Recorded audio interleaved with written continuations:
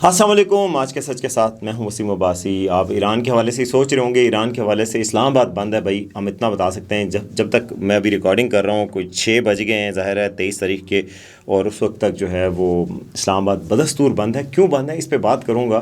اور ایک جو سنہوا ایجنسی ہے اس نے کوٹ کیا کہ جی آج کوئی بریک تھرو ایران سے ایکسپیکٹڈ ہے, اس پہ بھی بات کریں گے. دوسرا, نیٹ میٹرنگ پہ کیا 1000 روپے ہر کلو واٹ پہ بل آئے گا, اس حوالے سے بڑی خبریں چل رہی ہیں. میں نے آپ کے لیے فیکٹ چیک کیا ہے کہ کیا یہ کنٹروورسی ہے, کیا نیپرا نے کوئی نیا ٹیکس لگا دیا کہ ہر 1000 کلو واٹ پہ 1000 روپے کے حساب سے, اگر 10 کلو واٹ ہے تو 10,000 روپے بل میں ایڈ ہوگا, کیا ہوگا. یہ میں آپ کو فیکٹ بتاؤں گا, آپ نے پورا سننا ہے. یہ والی بات کی تحقیق اور حقائق کیا ہیں, اس پہ بات کریں گے. تیسرا, انڈیا کو ہیل ہول یعنی جہنم کا گڑھا ٹرمپ نے کیوں کہا, اور انڈیا پہ اس پہ کیا ریئیکشن آ رہا ہے, اس پہ بھی بات کریں گے. سب سے پہلے اس چینل کو سبسکرائب کریں تاکہ ہم آپ کو بتاتے رہیں اس ملک میں ہو کیا رہا ہے اور کیوں ہو رہا ہے.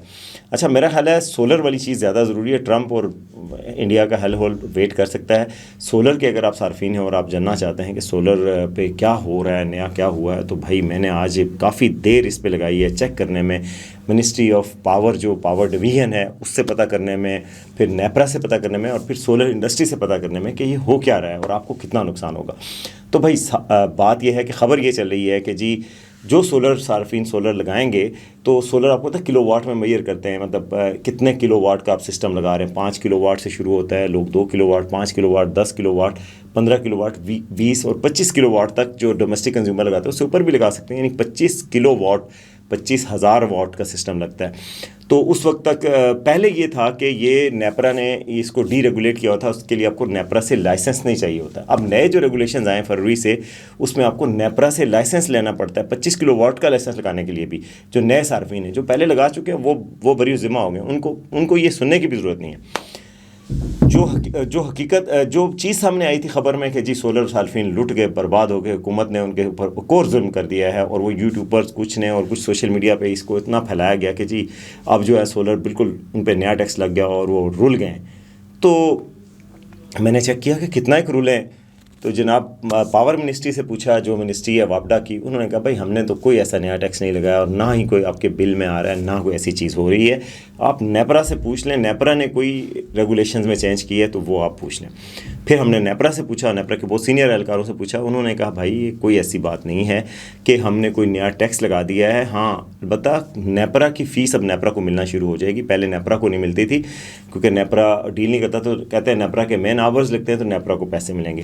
ہوگا کیا اگر آپ نیا کنیکشن لگوانے جا رہے ہیں حکومت ابھی, اور آپ 5 کلو واٹ کا سے سسٹم لگانا چاہ رہے ہیں, 10 کلو واٹ کا جو نیٹ بلنگ کا سسٹم ہے. آپ کو پتہ ہے نئے جو کسٹمر ہیں ان کے لیے نیٹ میٹرنگ ختم ہے, نیٹ بلنگ ہے. یعنی کہ آپ جتنے وابڈا کو یونٹ دیں گے اس کے پیسے وہ آپ ان سے لیں گے, اور جتنے یونٹ آپ وابڈا سے لیں گے ان کے پیسے آپ کو وابڈا کو دینے پڑیں گے. یعنی کہ خرید اور فروخت ہوگی سیدھی, اور وابڈا کے ریٹ آپ کو پتہ زیادہ ہوں گے, اور وابڈا آپ سے کم پیسوں پہ بجلی خریدے گا, آپ کو مہنگے پیسوں پہ بجلی دے گا رات کے وقت.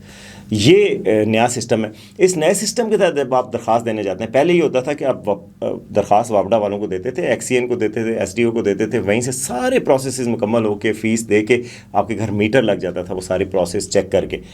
اب کیا ہوتا ہے, اب پورٹل میں ڈالتے ہیں, پورٹل پہ پہلے وابڈا اپروو کرتا ہے. پورٹل میں بھی ڈیز مختص ہیں کہ 5 دنوں میں وابڈا نے جواب دینا, پھر ایس ڈی او نے جواب دینا, پھر پی این آئی پی نمبر جو لینا ہے وہ دینا ہے, پھر اپروول ہونی ہے کہ جی آپ کے گھر میں سیف سسٹم لگا ہے کہ نہیں لگا, پھر نیپرا نے اپروول دینی ہے آخری میں. جو نیپرا کی اپروول ہے وہ اب نیپرا فیس چارج کرتی ہے, اور نیپرا چونکہ اب ہر قسم کے چھوٹے سسٹم کے لیے بھی نیپرا کے پاس لائسنس لینا ہوگا, وہ فیس ہے, اور وہ فیس ہے 1000 روپے 1 کلو واٹ پہ.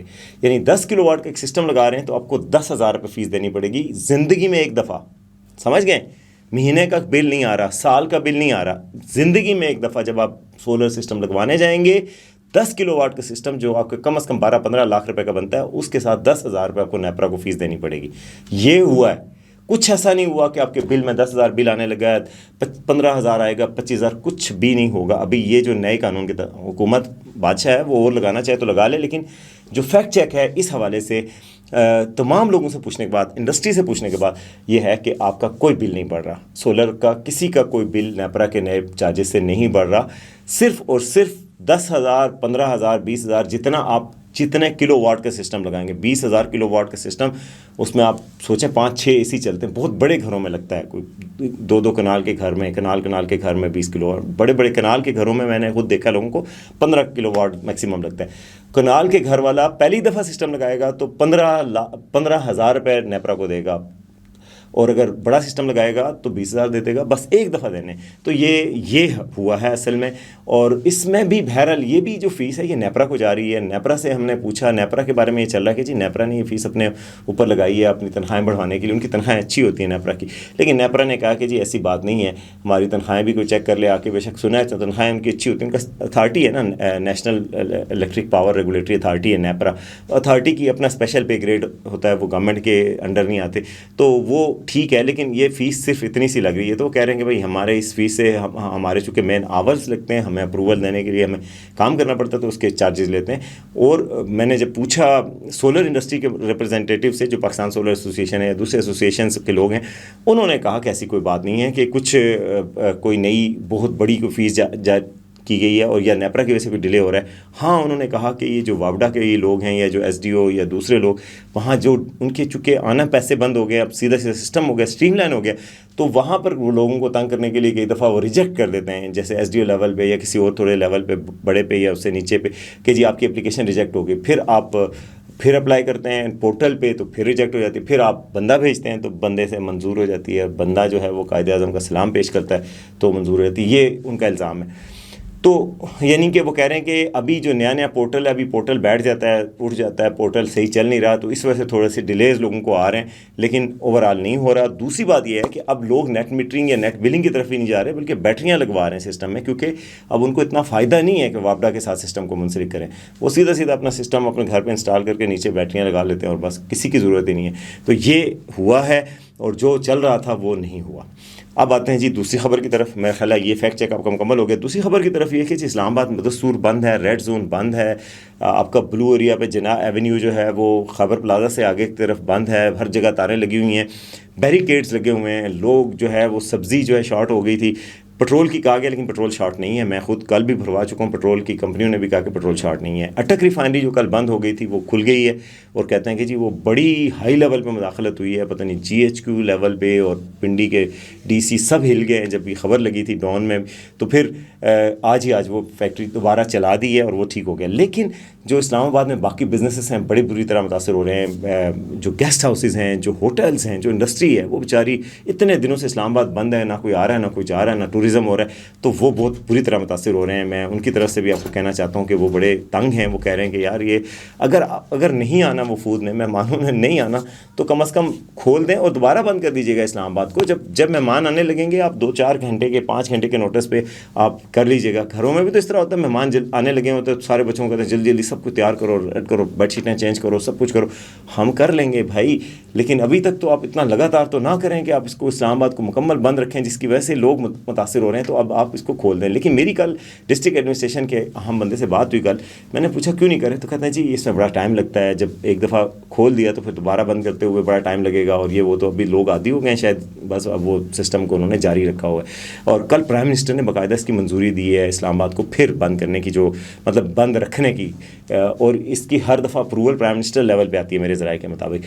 تو انہوں نے کیوں کیا بھائی, ان کو امیدیں ہیں. آج میں دیکھ رہا تھا شنوا, ایک چائنا کی نیشنل ایجنسی ہے, اس نے ماسکو میں ایک ڈپلومیٹ کو کوٹ کیا ہوا ایران کے, اور اس نے کہا ہے کہ جی آج رات کو ایران کی طرف سے مثبت بریک تھرو ہو سکتا ہے اور خبر اچھی آ سکتی ہے. اور اسلام آباد پر امید ہے, کہا جا رہا ہے کاشیسلی اپٹیمسٹک ہیں, یعنی پر امید ہیں. بہت بیک چینل پہ ڈپلومسی چل رہی ہے. عاصم منیر صاحب جو فیلڈ مارشل ہیں وہ رابطے کر رہے ہیں, اسحاق ڈار صاحب رابطے کر رہے ہیں, اور تیسرا بندہ رابطہ کون کر رہا ہے, محسن نقوی صاحب کر رہے ہیں. یہ 3 بندے لگے ہوئے ہیں. پرائم منسٹر صاحب تو پرائم منسٹر ہاؤس میں ہیں اور باقی کام بھی کر رہے ہیں, اوور آل نگرانی کر رہے ہیں. لیکن محسن نقوی آج بھی نٹالی بیکر جو کہ چارج دی افیئر ہیں یو ایس ایمبیسی کی, ان سے ملے ہیں, باقی لوگوں سے بھی رابطے کر رہے ہیں. تو اور جو یو ایس کا وفد پاکستان ایڈوانس پارٹی آئی ہوئی ہے سیکیورٹی کے لیے, جو وائس پریزیڈنٹ کے لیے یا اسٹیو وٹکاف کے لیے یا جیریڈ کوشنر کے لیے, وہ سیکیورٹی کی ٹیم میں ابھی تک موجود ہیں. وہ کوئی 8-9 طیارے جو ہے وہ نور خان ایئر بیس پہ ابھی بھی پارکڈ ہیں. تو یعنی کہ امید قائم ہے اور بریک تھرو کی امید ہے. آج آپ بھی دیکھیے گا, ویسے ہم لوگ بھی بہت وہ ہو گئے, بور ہی ہو گئے کہ ختم ہی نہیں ہو رہی کوئی امید کا, کوئی سمجھ ہی نہیں آ رہی کہ ہوگا کہ نہیں. آپ بھی ہم سے پوچھ رہے ہیں, ہم آگے سے پوچھ رہے ہیں, کوئی کسی کو نہیں پتا, کوئی نہیں بتا رہا, کسی کو بھی نہیں سمجھ آ رہی کہ کب بریک تھرو ہوگا. بہرحال اسلام آباد بند ہے, اور لیکن باقی اسلام آباد کھلا ہوا ہے. اگر F8 سے دوسری سائڈ پہ چلے جائیں نا, ایک باکس ہے جو ایکسٹینڈڈ ریڈ زون کا, وہ بند ہے. باقی اسلام آباد کھلا ہے, دکانیں کھلی ہیں, کاروبار زندگی چل رہا ہے. اور اسلام آباد آپ ایکسپریس وے سے اسلام آباد آ سکتے ہیں, جو فیصل مسجد کی طرف روڈ جا رہی ہے نا پنڈی سے آتی ہوئی PWD سے, وہ ساری کھلی ہوئی ہے. تو اس لیے اگر کوئی آپ کو کہے یہاں کوئی راستہ نہیں کھلا ہو تو وہ بات نہیں ہے. لاہور سے بسیں اب چلنا شروع ہو گئیں اسلام آباد کے لیے, پنڈی کے لیے, وہ تو بڑے روٹس بھی کھل گئے. تو یہ چیز تو ہوئی ہے, لیکن جو اسلام آباد کے اندر لوگ تنگ ہیں, ان کی تنگی کا یا بزنسز کی جو تنگی ہے اس کا کچھ حل نکالا جانا چاہیے. اب آتے ہیں جی تیسری خبر کی طرف, اور دو خبریں آپ کو واپڈا کے حوالے سے بتا دی, اور یہ والی چیز آپ کو بتا دی کہ کیا ہونے جا رہا ہے اور کیا ہو رہا ہے. بہت بڑی کنٹروورسی, صدر ٹرمپ جو ہے وہ پاکستان کے لیے تو میٹھے ہو جاتے ہیں, کہتے ہیں نا وہ ہلکا یاراں تو بریشم کی طرح نرم. وہ نرم ہیں ہمارے فیلڈ مارشل کے لیے اور پرائم منسٹر کے لیے, اور پاکستان کا نام آتے ہی نا مسکراہٹ سی آ جاتی ہے ان کے چہرے پہ. لیکن انڈیا کے حوالے سے بہت کل ان کا جو بیان ہے وہ وائرل ہو رہا ہے, اور انڈیا میں بہت شرمندگی ہو رہی ہے. انہوں نے انڈیا اور چائنا کو کہا, ایک ایسا آرٹیکل شیئر کیا ٹروتھ سوشل پہ جس میں انڈیا اور چائنا کو ہیل ہول یعنی کہ جہنم کے گھڑے سے تشبیہ دی گئی تھی. انڈیا کو خاص طور پہ اس میں بہت تکلیف ہوئی ہے. چائنا تو ڈکلیئر دشمن ہے امریکہ کا, کہتا ہے پریزیڈنٹ ٹرمپ بھی کہتے رہے ہیں کہ میری ان کے ساتھ بڑے وہ مسئلہ ہے, مگر انڈیا کو, جو انڈیا کے مودی صاحب باقاعدہ طور پہ ان کی کیمپین بھی چلاتے رہے ہیں, تو انڈیا میں بڑی تنقید ہو رہی ہے کہ جی انڈیا کو جہنم کا گڑھا کیوں کہا. تو کانٹیکس کیا تھا جی, کل انہوں نے ٹروتھ سوشل پہ ایک پوسٹ شیئر کی. اس پوسٹ کا کانٹیکس یہ تھا کہ اس سے پہلے ایک انٹرویو چھپا تھا, اور اس انٹرویو میں انہوں نے کہا تھا کہ جی انڈیا جو ہے وہ انڈیا جو وہ امریکن شہریت کے حوالے سے بات ہو رہی تھی کہ جی امریکن شہریت جو برتھ رائٹ کے ساتھ مل جاتی ہے, جو بچہ امریکہ میں پیدا ہوتا ہے اس کو امریکی شہریت مل جاتی ہے. پریزیڈنٹ ٹرمپ اس کی مخالفت کرتے ہیں. وہ کہتے ہیں کہ یار لوگ 8ویں مہینے کی جو حاملہ خواتین ہوتی ہیں, 8 مہینے کی پریگننٹ, 9 مہینے کی پریگننٹ, وہ صرف امریکہ آ کے بچہ پیدا کرتے ہیں, اور یہ بات سچ بھی ہے. تو کہتے ہیں کہ وہ وہاں بچہ پیدا کر لیتے ہیں, بچہ شہری بن جاتا ہے امریکہ کا, پھر جو ہیل ہول ہیں انڈیا جیسے, وہاں سے پھر پوری فیملی کو بلا کے لے آتے ہیں. آ جاؤ جی, کپور صاحب بھی آ جائیں, تو شرما صاحب بھی آ جائیں, تو وہ بھی آ جائیں, تو وہ بھی آ جائیں. وہ کہہ رہا ہے کہ اس طرح 8-8 9-9 کی فیملیاں پوری اس میرے ملک میں داخل ہو جاتی ہیں. تو یہ جو ہیل ہولز ہیں ان کا ہونا چاہیے. یہ بات پھر اس آرٹیکل میں بھی شیئر ہوئی تھی, جو کل انہوں نے بہت لینتھی آرٹیکل کو 7000 پتہ نہیں کتنے ورڈز والا تھا وہ شیئر کیا. اس میں لکھا ہوا تھا انڈیا کو ہیل ہول سے تشبیہ دی گئی تھی, جہنم کے گڑھے جیسا.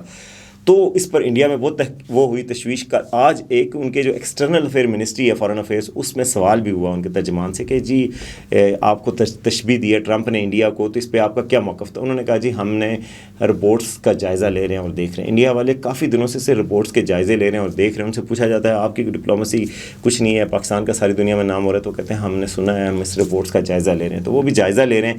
یہ پہلا موقع نہیں ہے کہ ٹرمپ صاحب نے کوئی ڈیروگیٹری سے اور ایسے الفاظ استعمال کیے انڈیا کے لیے. اس سے پہلے بھی انہوں نے ایک دفعہ انہوں نے یوز کیا تھا جی, کوئی انڈیا کے حوالے سے ٹرمز, جو انوائرمنٹ کی بات ہو رہی تھی کہ انوائرمنٹ انڈیا میں بہت خراب ہے. 2026 میں تو انہوں نے ایک پوسٹ شیئر کی ہے, چلو وہ ہو گیا. اس کے علاوہ انہوں نے انوائرمنٹ کے حوالے سے انڈیا میں کہا تھا کہ انڈیا میں گندگی اتنی ہے, فلدی ایئر انہوں نے کہا تھا. 2020 کے پریزیڈنشل الیکشنز ڈیبیٹ ہوئی تھی, تو ٹرمپ نے اپنے ڈیسیژن کو ڈیفینڈ کیا تھا, وہ جو کہ جی میں نے کیوں چھوڑا پیرس ایکارڈ, جو پیرس کلائمیٹ ایکارڈ, اس کو چھوڑا. تو انہوں نے کہا جی look at India, it's filthy, the air is filthy. انہوں نے کہا انڈیا کو دیکھو, باقی ملکوں کو دیکھو, ہمارے ملک تو ٹھیک ہے. کلائمیٹ کے حوالے سے بھی انہوں نے انڈیا پہ تنقید کی تھی, تو انڈیا کے حوالے سے انہوں نے پہلے بھی تنقید کر چکے ہیں اور ابھی بھی تنقید کی, اور بہت وہ کنٹروورسی چل رہی ہے. تو اب تک کے لیے اتنا ہی. دیکھتے ہیں آج کا سچ.